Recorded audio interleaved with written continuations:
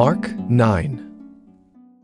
And he said to them, Truly I say to you, there are some standing here who will not taste death until they see the kingdom of God, after it has come with power. And after 6 days Jesus took with him Peter and James and John, and led them up a high mountain by themselves.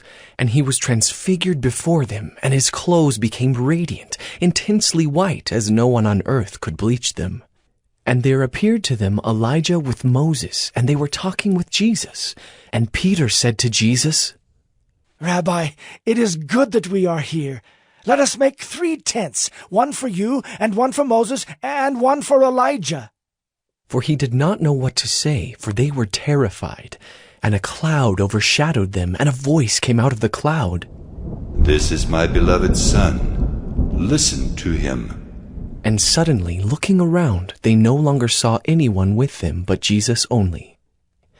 And as they were coming down the mountain, he charged them to tell no one what they had seen until the Son of Man had risen from the dead. So they kept the matter to themselves, questioning what this rising from the dead might mean.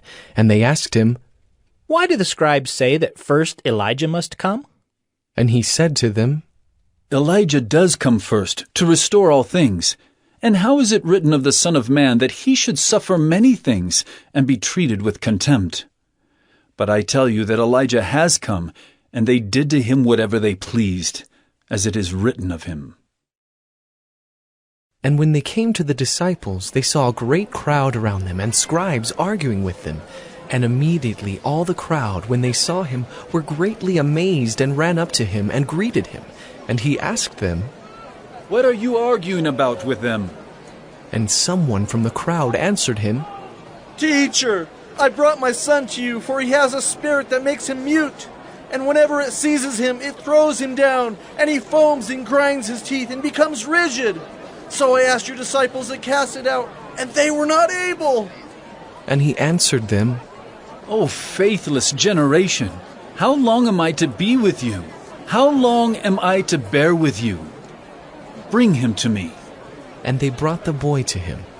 And when the spirit saw him, immediately it convulsed the boy, and he fell on the ground and rolled about, foaming at the mouth.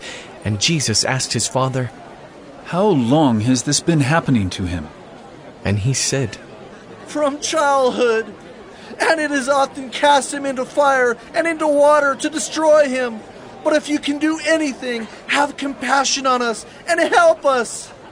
And Jesus said to him, If you can, all things are possible for one who believes.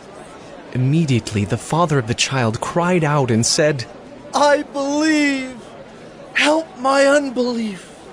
And when Jesus saw that a crowd came running together, he rebuked the unclean spirit, saying to it, You mute and deaf spirit, I command you, come out of him, and never enter him again. And after crying out and convulsing him terribly, it came out, and the boy was like a corpse, so that most of them said, He is dead. But Jesus took him by the hand and lifted him up, and he arose.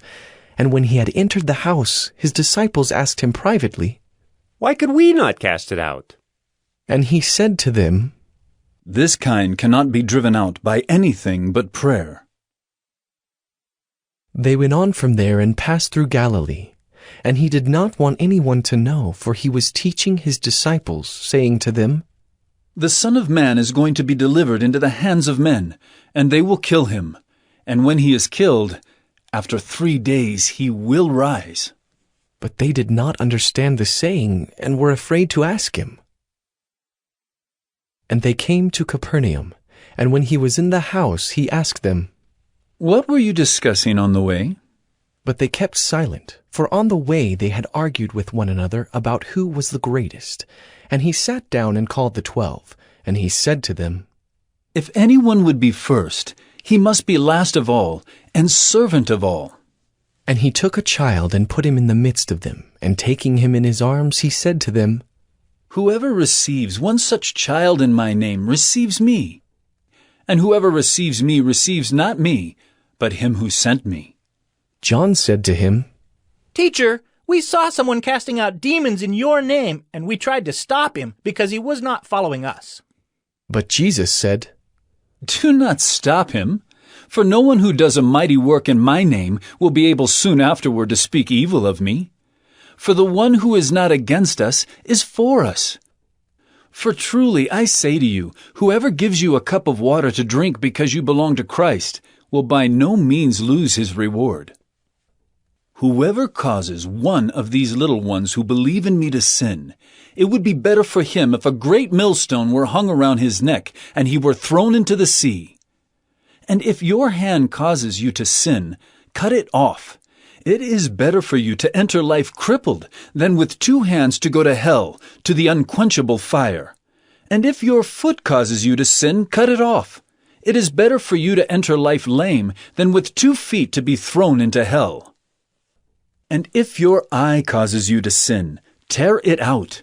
It is better for you to enter the kingdom of God with 1 eye than with 2 eyes to be thrown into hell, where their worm does not die and the fire is not quenched. For everyone will be salted with fire. Salt is good, but if the salt has lost its saltiness, how will you make it salty again? Have salt in yourselves, and be at peace with one another.